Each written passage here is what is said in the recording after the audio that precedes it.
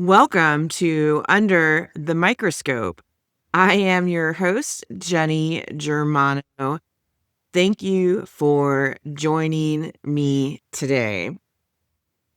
The topic I'm going to be discussing is why every cannabis operator needs an audit program. And before I dive into the topic, just a little bit about my background. I got my start in the cannabis industry in Colorado in 2009, running and operating vertically integrated cannabis operations. And in 2015, I founded my company, ICS Consulting, and I've been helping cannabis operators navigate the regulatory landscape across the United States for the last 11 years.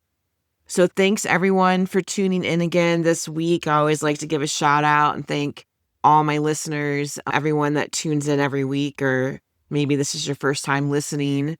I really appreciate the support over the year, and I try to get creative with different topics. For those who might not follow this podcast, I always try to have a guest on to talk about topics that I might not know a whole lot about, and so I try to have those experts on.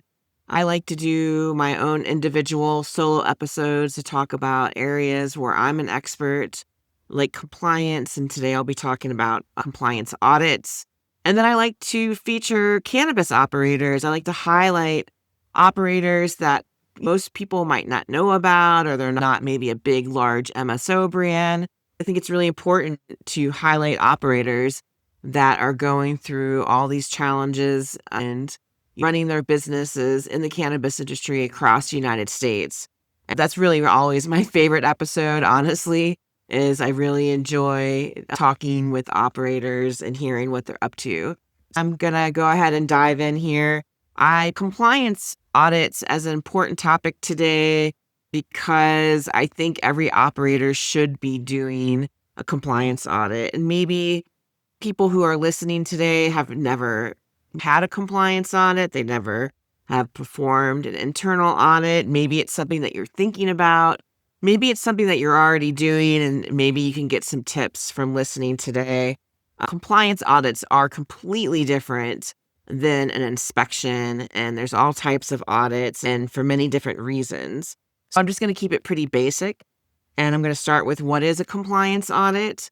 And basically an audit is a systematic review of the business's operations, records, processes, and systems to verify compliance with state regulations, the company's policies, and industry standards. I'm sure a lot of people are seeing this online right now, where you're seeing FDA compliance and GMP or EU GMP for the international standard for GMP, and those types of audits. Those are different audits. We're really focused on local and state regulatory rules and regulations and the regulatory framework that you have to adhere to, your company policies, and really industry best practices. These other standards that we're seeing out there, they are actually auditing you by the standard. So with GMP, there are certain standards. You have QMS, you have the ISOs, 9001, a lot of the testing facilities, they do the ISO. So now we know what a compliance audit is, right? And we're going to talk about all the different audits that happen in the cannabis industry. I want to shift everyone's perspective. You're looking at something in a new way and how you look at it. And a lot of times when I want to shift your perspective, I want to take away the negative view that you have of something and actually turn it into a positive. And so how can we turn audits into being something positive? This is something that someone's not coming in to do to make you bad and wrong. This is not an inspection. An inspection is something that the state does. They come in and they give you your annual inspection, or the fire department comes in. Those are inspections that are run by the government and regulators. We're talking audits. This is a tool, and I know audit can be a stigmatized word because they think, oh, IRS audit. That's not what we're talking about. We are talking about using audits as a tool for your business. And this is something that every business owner can do. And so It's really not about finding blame whatsoever. And I know audits can be uncomfortable because you go into someone's facility and you point out all the things that are not going the right way. But essentially, you're really just trying to find the gaps in the business, and you're trying to close those gaps. And really, you want to be successful in the cannabis industry. Everybody out there, all the operators or people that are listening that are in the middle of their build outs, or you're considering coming into the cannabis industry and starting your business, you're investing thousands, if not up to $1 million or millions to get your small business, your micro business, your social equity license, your regular standard license facility off the ground, that you really don't want to risk all that money and the 2-3 years that you spent to get operational. Like I said, the millions of dollars and hours that you're investing. This is really to protect you. This is your safeguard. This is your internal safeguard to make sure that your business is a well-oiled machine. Just like an oil change, you don't want your engine to blow up on your car. You go get an oil change every 5,000 miles. Your audit is the same thing, but just for your business. You're looking under the hood of your car. So even when a third-party auditor like myself or you're self-auditing and you find things, there's nothing to feel bad about. It's just you have to tweak things. You have to fix things.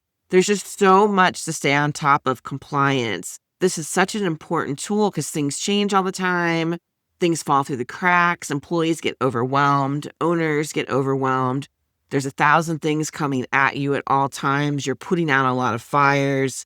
It is a fire hose moment that the audit is really like a safety net. It's a way to catch all the things that kind of fell off the table that you didn't see. You were so busy doing other things. I just want to get people to look at audits in a positive way as a healthy tool to manage the health of your business, really. And in order to be successful in the cannabis industry, it's more than just having money. It's systems. It's having an audit program. It's having a compliance program. It's having all these things in place, really, to keep your business moving forward. It's also identifying all the risk. What's your circle of risk? I look at the circle of risk as being, what's my risk exposure here? For example, let's say you never trained your employees and you said, here you go, I'm going to have you sell regulated cannabis to the general public, 21 and older, and I'm not going to train anyone. The circle of risk would be ginormous, right? Because now you've not implemented training. Let's say you had no SOPs, no training, no SOPs, no employee handbook, and you were just going to wing it. And I'm sure there's people out there who do all those things, to be honest. And their circle of risk is huge, huge. You're at a higher risk of being shut down, getting a violation, having an adverse event, selling to someone who's under 21, having employees leave and file unemployment, all kinds of things. It just builds and builds. And that's the circle of risk. The audits will help shrink that circle of risk. And that's why you want to identify the risk. This is a really good thing to do. Verifying compliance. What's the health of the compliance and the culture like in your business? It helps with improving processes. You could get all your SOPs reviewed, and how often are you training? Are those processes working? How are the employees feeling? Do they feel they're being properly trained? Maybe they need more training. Maybe they want training every quarter and not once a year. And preventing violations. This is the big one. I've been seeing a lot of violations coming out of Michigan. For those not familiar with the Michigan market, they pump out violations once a month. How do I know that? Because I get an email every month from the CRA, the Cannabis Regulatory Agency in Michigan, and they list everyone who's had a violation. And it's typically 10 or more companies on the list every month. That's pretty wild. And so more and more states are getting aggressive. Colorado is now ramping up their enforcement. It's been an interesting road in Colorado. We have less operators now. The Marijuana Enforcement Division, they have to generate money. And how does the Marijuana Enforcement Division operate? That's through licensing fees. So they raise the fees for licensing and they generate money through violations. That's how Michigan does it. Michigan's probably making, I don't know, 200,000 to 500,000 probably a month in violations. Colorado's, I don't even think they're hitting that. Colorado hasn't listed any violations on their website since January this year. And in January, there were violations for $50,000 to $60,000. I've talked to a few attorneys in Colorado that are working on some show cause orders for, I don't know, $30,000 to $40,000 to $50,000 in violations. A lot of it has to do with people not understanding how to test their product appropriately and a lot of metric violations. So that's what these compliance checks are. It's important to have an internal audit program, but also have somebody from the outside come in and be part of that program. You want to know what's going on in your business.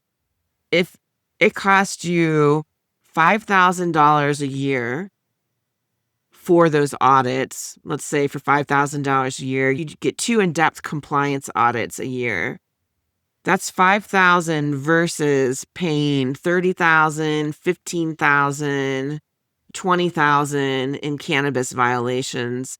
That's also cheaper than an employee, actually. $5,000 a year, that's like nothing. It's a really good investment in your business, but it's also a good investment to train your manager, the compliance officer, whoever's running compliance in your business, whether you're the owner or it's the manager. They should be trained how to be the compliance officer in that operation so you can run the auditing program and making sure that you're doing these self-internal audits. You're protecting yourself from violations and you're lowering your risk, making that circle of risk really small. So the common misconception about audits, many operators think audits are when the regulator arrives, but it's just not. Those are inspections. This is an operator's best friend, is learning how to do these compliance audits. And you want to do them before you have an inspection. So I always try to broadly address the industry because the national market is really important. We have the United States is in many phases, whether it's medical cannabis or adult use cannabis. I just want to specify because we do have people that tune in from other countries that listen to this podcast. So in the US market, we have the adult use market and medical cannabis. We have some states that are coming online that are still just medical and they don't want to dip their toes into the adult use market. And then we have mature markets and we have emerging markets. And so audits versus inspection is really important. So for example, in Colorado, they do not schedule an inspection with you. They randomly show up. They do not do a once a year inspection. They just show up and you might not ever see them again in 2 to 3 years. And maybe that's something that's going to change here with the MED. Maybe they're going to restructure how they do things. But right now, that's how it's always been in Colorado. If you're in the metropolitan area, you probably get inspected more because we have our local licensing, which is Denver Excise and License, and they do come in quite often. And the health department, they go in dispensaries, and the Colorado Department of Agriculture, they go in and they inspect the cultivation facilities here in Colorado. So that model could be different in Michigan, where Michigan, everyone gets an annual once a year inspection.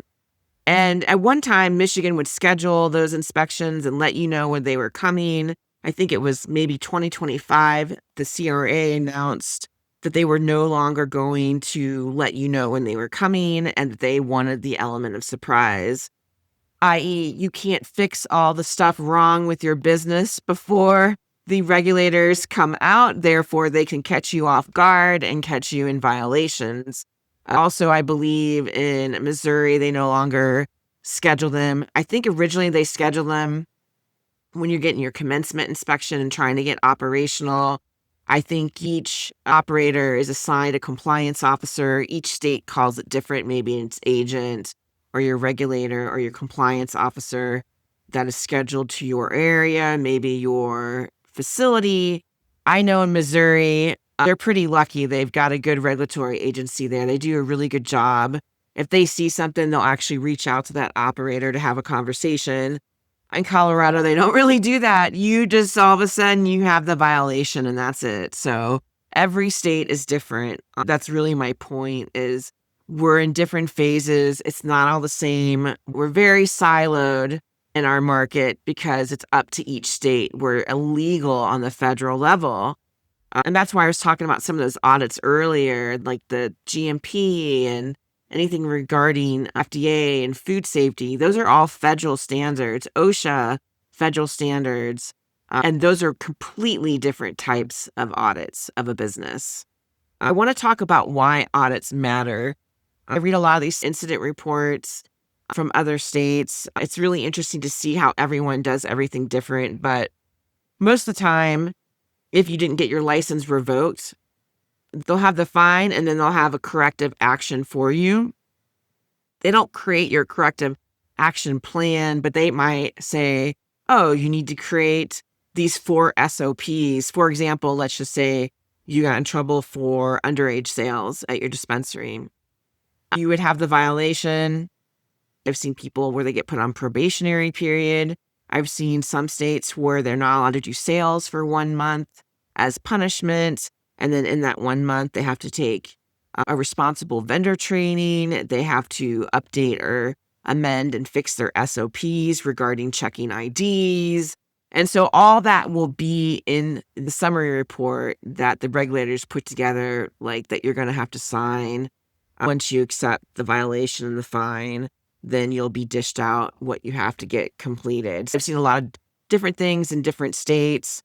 Usually when you're revoked, it's over, the party's over, and you pretty much lost everything that you just spent the last 3, 4, 5 years building. All that money, everything is gone. Violations can result in product holds.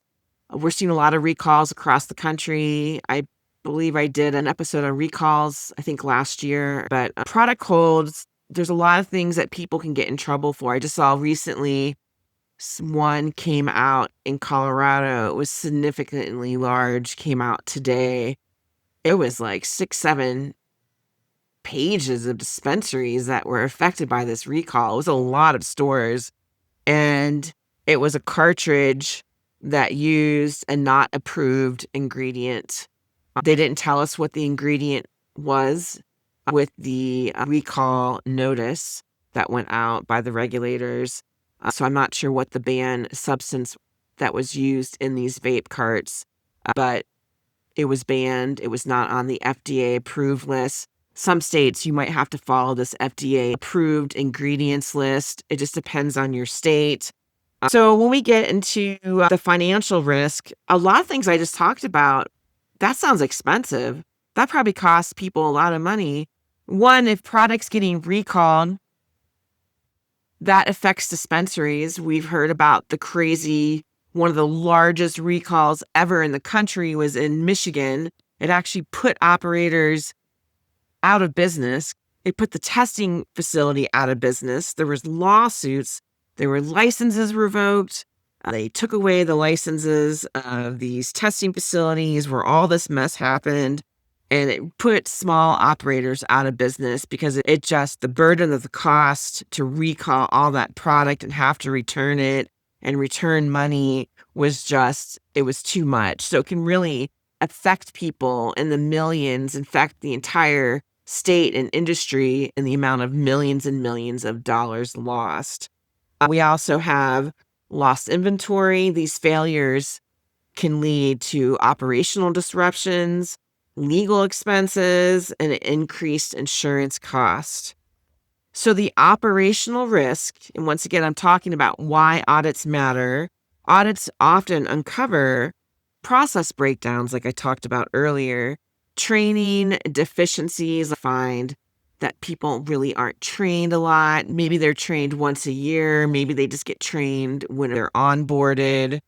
A lot of times I'll have employees that will reach out to me saying, hey, I'm looking for some training. I can't get the owners to get me any training. I want to learn about compliance, or I want to be a better compliance officer.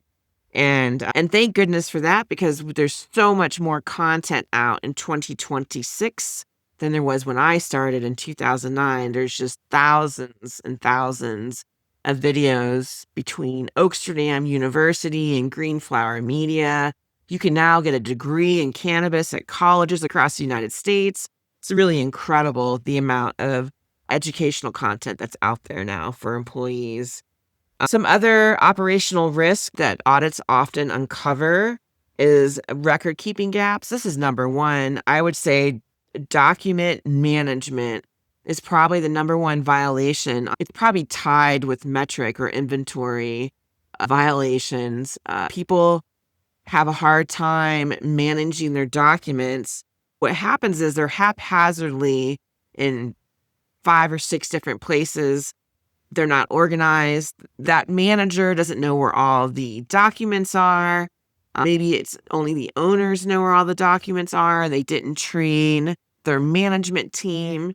So when inspectors come in, they cannot find the documents, and it's a mess. It's a mess. People just do not know where their documents are. And so I find that to be a big operational risk. Security issues. Audits uncover all the time. I find security issues, specifically with cameras and vault doors and vault rooms not secured, not shut, because the employee doesn't want to have to open and close the door and disarm it or unlock the vault all day long, and they just want to leave it open. Gosh, I could go on and on. There's so many. It's unbelievable with security issues. Dirty cameras. You can't see what's on the camera, pointed in the wrong direction, obstruction of cameras. Someone puts a box on a shelf and all of a sudden now you can't see, and there's a blind spot. So that's why audits are really important. Those are a couple things that audits can uncover. And also the culture benefit. I always talk about creating a culture of compliance. That's what all these things do. Audits create accountability and consistency throughout the organization. I want to talk about the different types of cannabis audits. First, let's start with internal audits. This is what I've been talking about, doing your own self-auditing. This is performed by internal staff or a compliance officer. The purpose of these internal audits are to evaluate compliance health of your business and verify procedures are being followed appropriately. So example, these internal audits could be Metrc reviews, inventory validation, SOP compliance checks, employee training audits.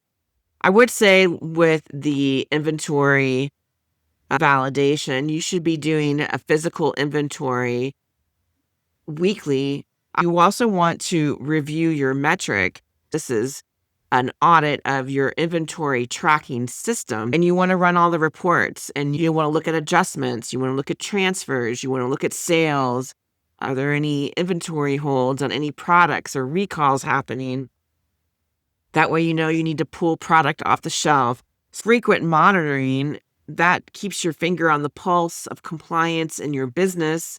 At any minute when a regulator walks in to do an inspection, you're going to feel really confident.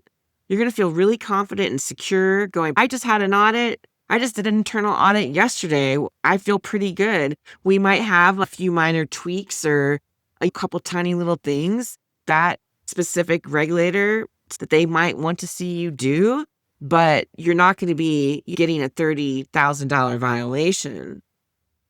The next kind of audit I want to talk about are third-party audits. Now, everyone should be doing their own internal auditing. You should be having an audit program, an audit schedule of all the different kind of audits. That's including your local licensing authority, your state audits, the fire department, the health department, depending on the state that you're in, the Department of Agriculture, depending on the state that you're in, OSHA, depending on the state that you're in. It's all dependent of the state because we're in these silos. But you should have a program and a schedule. The next one is third-party compliance audits. You hire a third-party company or an auditor to come in because they have outside eyes. They're not engulfed in putting out all the fires, and they have a different perspective when they come in. They can catch a lot of things. They're like the backup net to the backup net, right? So your internal audits are your safety net, and now you're throwing a bigger net out by having the third-party person come in and making sure there weren't any other things that you didn't see, or maybe you were too busy and that you didn't catch. And so that independent review, really, that's the purpose. Objective findings and industry expertise. You should always work with a company that's been doing it a while, that has industry expertise. What I like about our company is that we all formerly ran and operated all these facilities, from cultivation to manufacturing to dispensary. We all have hands-on knowledge of running and operating these facilities. And so it gives us a completely different perspective. And so the benefits that you get from a third-party auditor is a fresh perspective, that reduced internal bias, identification of blind spots, and benchmarking against industry best practices. The next piece I want to talk about are inspections, regulatory inspections. These ones are conducted by the state regulators, or it could be your local municipality. Like I said, if you're in Colorado, you have the state regulators, but then if you're in the metropolitan area, you're going to be inspected by also the city. It can be that way all across the United States and each state. It really just depends on the town, the municipality. But in every state across the U.S., there are towns and cities that have their own individual auditors for the local municipality on top of the state. So examples are they do the routine inspections, they do compliant investigations, license renewal reviews, enforcement inspections. I would say they also conduct sting operations.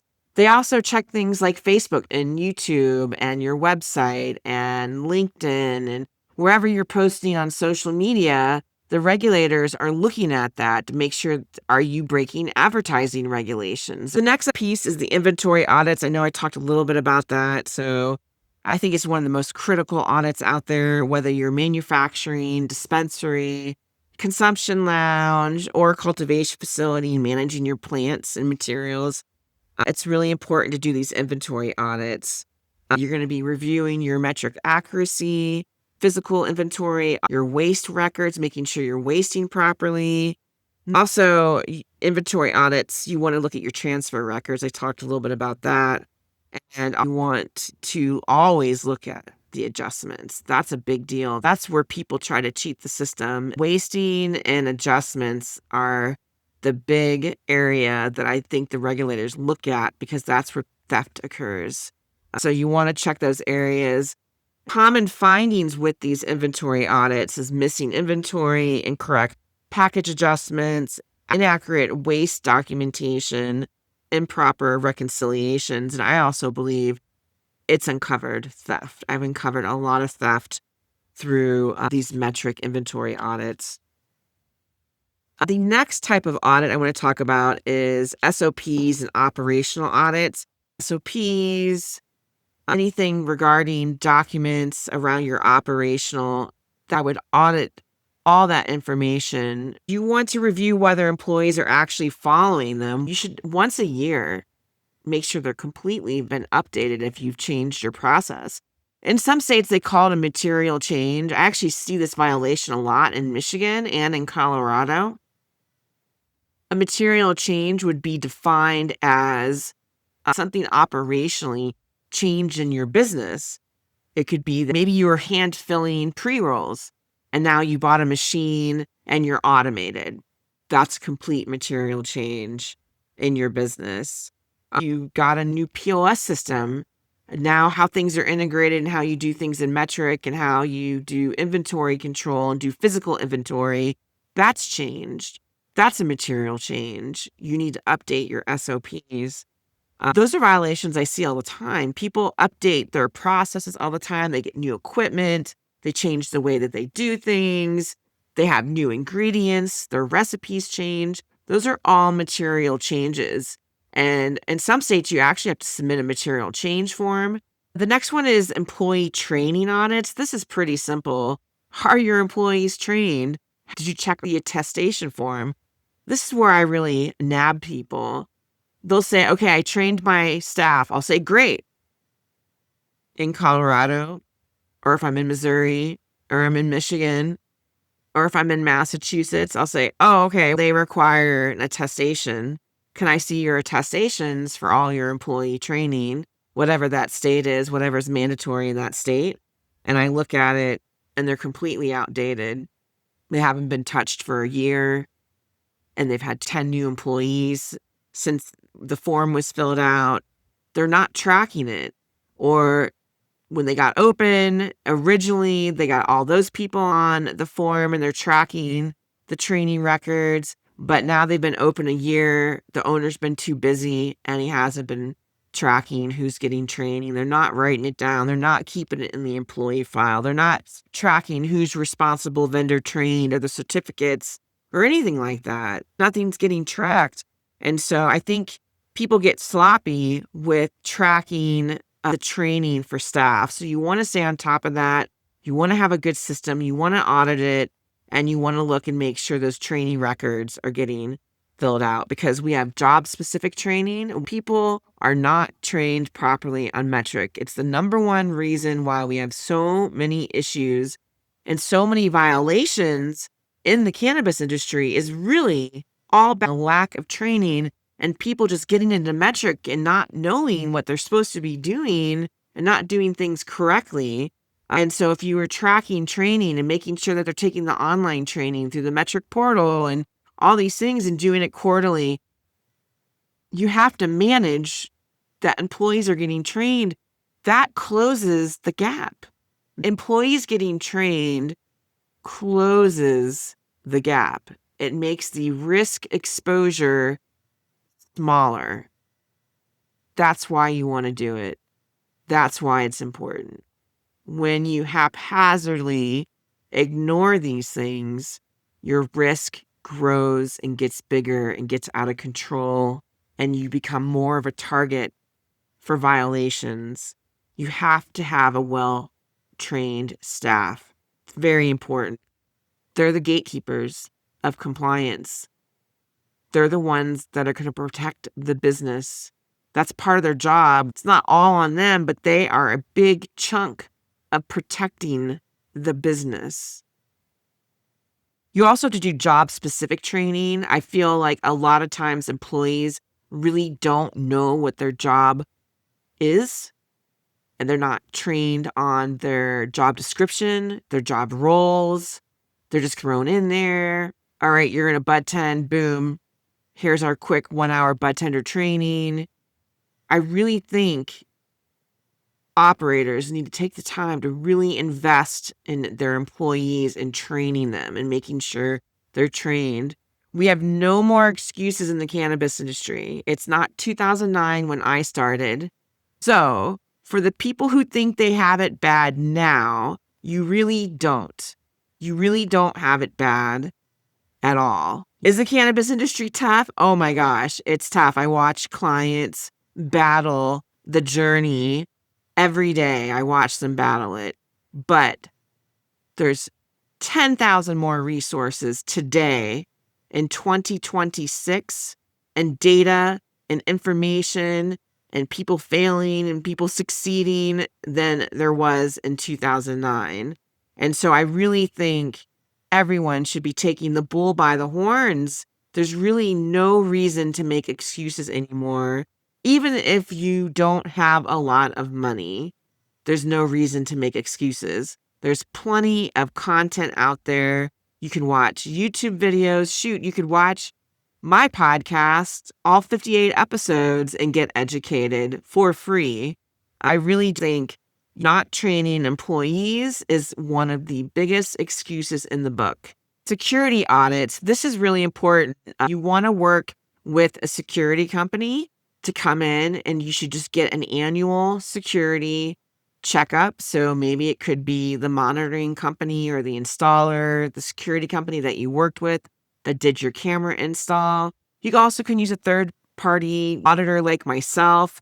We do have a security audit. It's actually included in our normal audit, but it really is important to still really get that security audit. In some states, it's actually mandatory to get that audit, like in Massachusetts and Missouri. So every state is different. Just make sure you understand what it is that's expected of you from your state and local municipality. You want to look at camera coverage, retention requirements, access control, visitor logs, alarm systems. I would also say timestamps. I feel like everyone needs to get a better handle on their visitor logs and tracking when people are coming in and out. People do a great job of when people come in, but when they leave, they don't track it. They don't sign out. They don't get the badge back. They don't fill out the form correctly, and there's a bunch of blank spots. Now, OSHA and workplace safety audits, this is more federal, but I do want to talk about this because depending on the state, OSHA is different because some states run their own OSHA programs. Like you go to California, they have Cal OSHA. Oregon has their own OSHA program. On their site, you can go look up all the things regarding cannabis and OSHA. They're not going into the retail spaces. Colorado, we don't really have anything that they've put out for operators regarding OSHA and cannabis per se, like they have in Michigan or California or Oregon and some of these other states where they've done a really good job. You cannot go to a Colorado OSHA website and all of a sudden get all this information for yourself as a cannabis operator. It just hasn't happened. OSHA recently came into Colorado. I believe it was July of 2024. So that means they're getting close to being on year 2 out here, where they announce they're going to come in and inspect people and you will get a violation. They are inspecting facilities all across the country. If an employee gets injured, they're going to come in. Also, employees can report facilities for unsafe work environments, and then OSHA will come in. So just to review a few OSHA things, they're looking for hazard communication, emergency procedures, incident reporting, PPE requirement, that's like gloves and masks and hairnets, and employee safety training. Many cannabis businesses focus heavily on cannabis regulations while overlooking workplace safety obligations. I would say workplace safety, where I would rate it in the cannabis industry, is really low. And I think that's due to the nature of the cannabis industry. And even though OSHA is involved, it doesn't seem we're getting as much workplace safety as you would get if you walked onto a construction site. We're not there yet. We're still very immature, the cannabis industry in the U.S. market. Workplace safety is getting a lot more attention. I believe we have had 3 employees die in the last, 4 years across the industry, across the United States. There's been different scenarios where employees have died, and OSHA has been doing reports and investigations on that. Easily to find articles if you want to look it up and look into it more. But yeah, that is something to think about and take serious. The next piece is record keeping audits. I will say that record keeping is important. Once again, I think I mentioned it earlier. One of the number one violations I see is record keeping in Metrc. So document management and record keeping. Make sure that all your important information is one place or on a drive or however you like to keep and manage your documents. That's licenses, permits, certifications, training records, employee files, inventory records, required compliance logs and tracking. Anything that's outside the tracking system, because you could easily say, here's our inventory tracking system, take a look at that. But so it's really important to track things appropriately. A missing document definitely could become a violation, even if the activity itself was compliant. The next section I want to talk about is the most common audit findings. So some examples are inventory discrepancies, physical inventory doesn't match Metrc, missing training records, outdated SOPs, record keeping gaps, security issues, and labeling problems. A lot of times people don't have the right warning statements, or they have efficacy statements from 2-3 years ago, especially in the mature markets. The packaging and labeling requirements get changed. Look at Missouri. They've been through one hell of a round of changes when it comes to packaging and wording and labeling.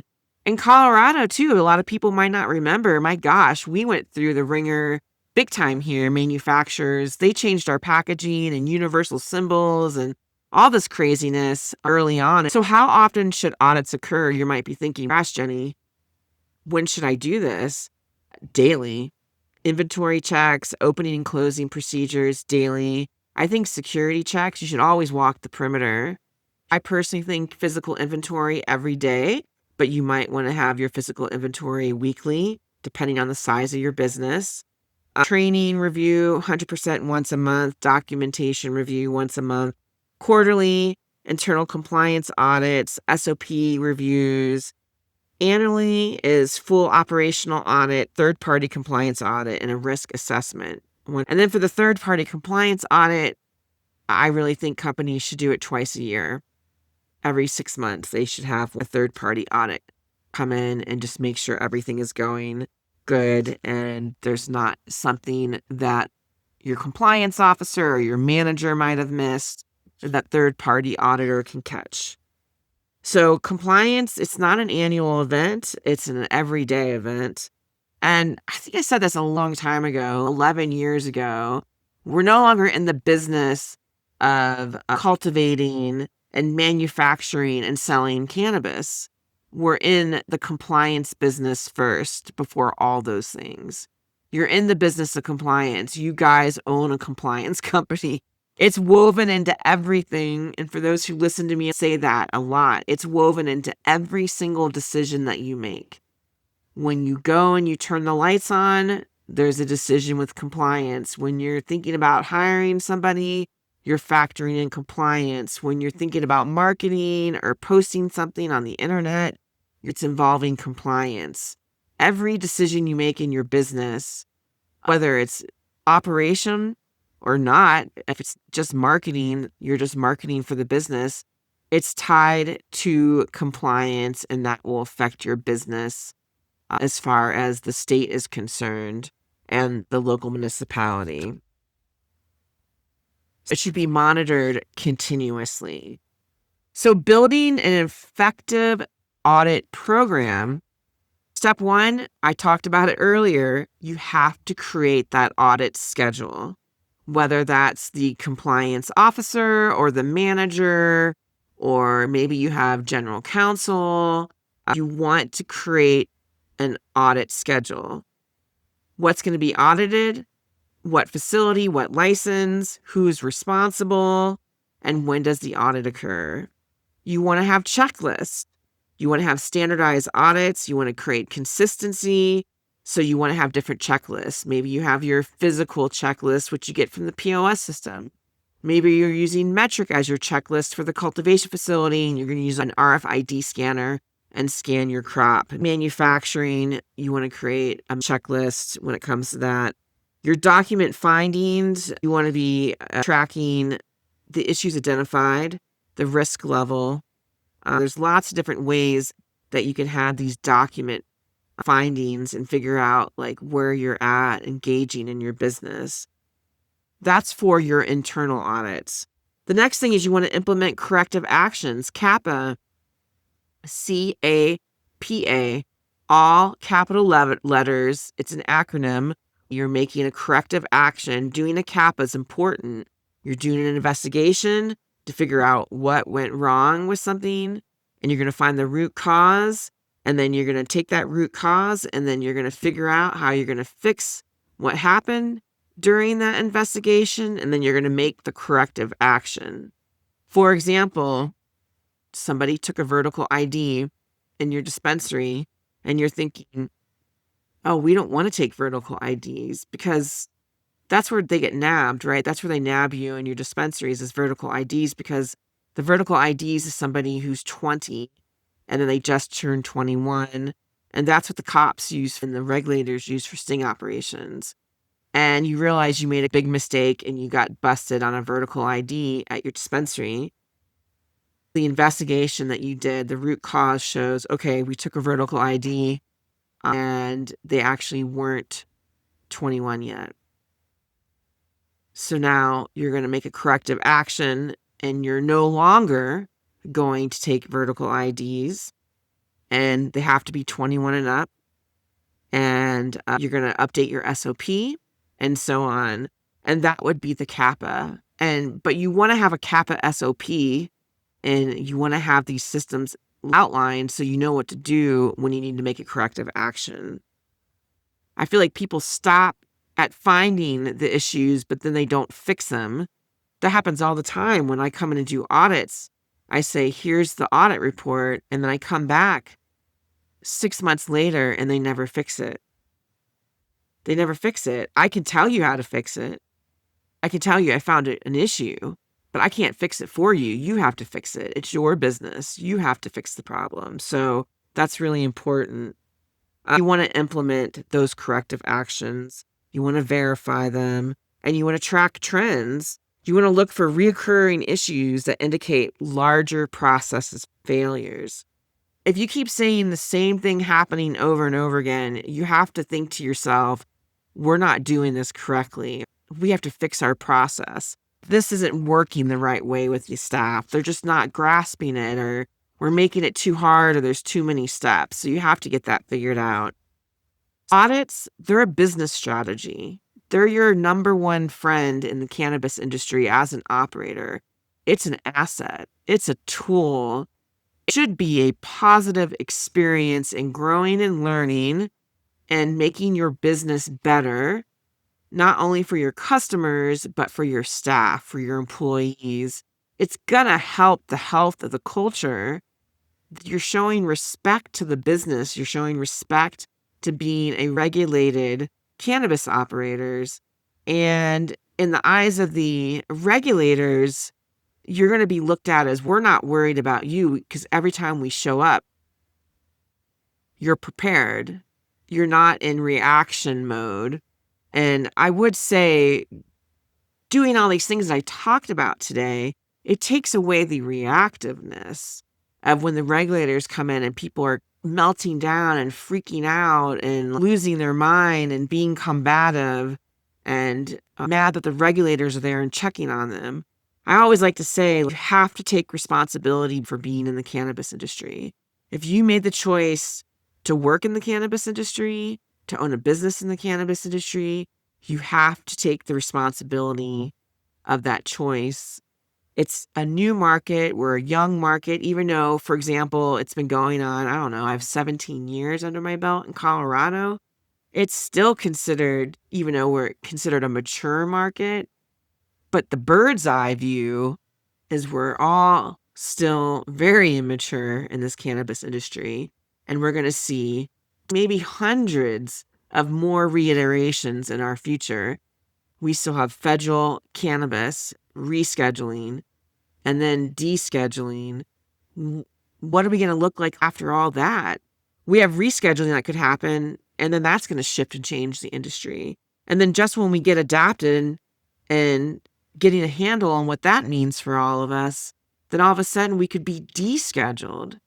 What does that mean? And what's that going to look like for all of us? And everything is going to look different and change again. So if you don't like change and you don't like being responsible, the cannabis industry might not be for you, because that's really part of the core of the cannabis industry. Take away all the other meanings and things that you project onto it and what you want it to be. At the end of the day, it's very black and white. From someone like me, who's a compliance person, it's very black and white. You have rules that you have to follow, and you don't want to throw away the millions of dollars that you spend on your business. So it's important to be responsible and put checks and balances in place so you can be successful and thrive in the cannabis industry and grow and your plan is to become an M&A and sell off your business and walk off into the cannabis sunset, then that's what you get to do. Or maybe you're like me and you're going to put yourself through another 10 years of the cannabis industry, which I'm hoping to do. So I got 10 more years left in me. So it just depends, but you have to take responsibility. If you're going to be a regulated cannabis business, that's what you are. You're regulated, which means there's rules and regulations that you have to follow. It makes no sense to complain about it. It really just be a problem solver and solve whatever problem that you have, whatever that you're faced with, to be successful. That's why an audit is a strategy. It's your best friend. It is your protection dome to keep you going forward, to keep you successful in the cannabis industry. It protects your license. It improves efficiency. It reduces waste. It strengthens your staff and your workforce. It improves accountability. It increases investor confidence for those who raise capital and have investors. They threw a lot of money in your business. That's important. It prepares you for expansion into other markets. You cannot expand into a new market and be a hot mess. You cannot. If you do that, you just take the hot mess with you. And who wants to take that hot mess with you? So fix the mess that you have, and then you'll be ready to go into other markets. And I think it helps you become adaptable. You can adapt to the changes. The cannabis industry will always be will always be an up and down ride. It's never going to be a straight line where everything's perfect. You're going to always be challenged, and you're always going to have to solve problems, and things are going to change constantly because we are a new and growing market. Compliance audits, it's a really important subject for me. Audit programs, they're not just about expecting failure. They're about creating confidence in yourself as an operator.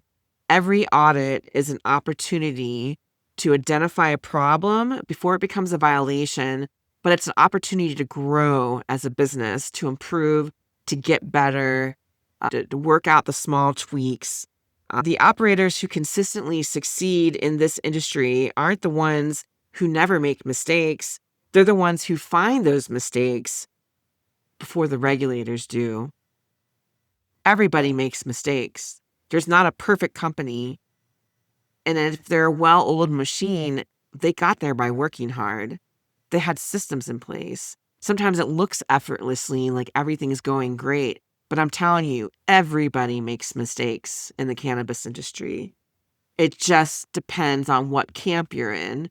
Are you in the camp of, I'm not going to fix it, and I'm going to wait for the regulators to come and tell me what I'm doing wrong? Or are you in the camp of, oh, I'm going to fix this. I'm going to make sure I'm doing all these things, and I don't want the regulators to find anything wrong with my business.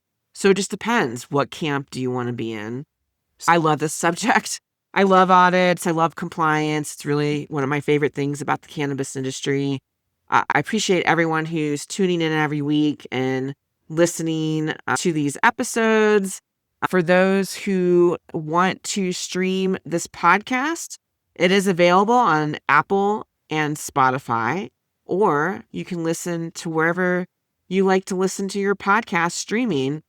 Please check out my YouTube channel, which is at Under the Microscope with Jenny. Thanks again, everyone, for joining me this week, and I will see you next week. Take care.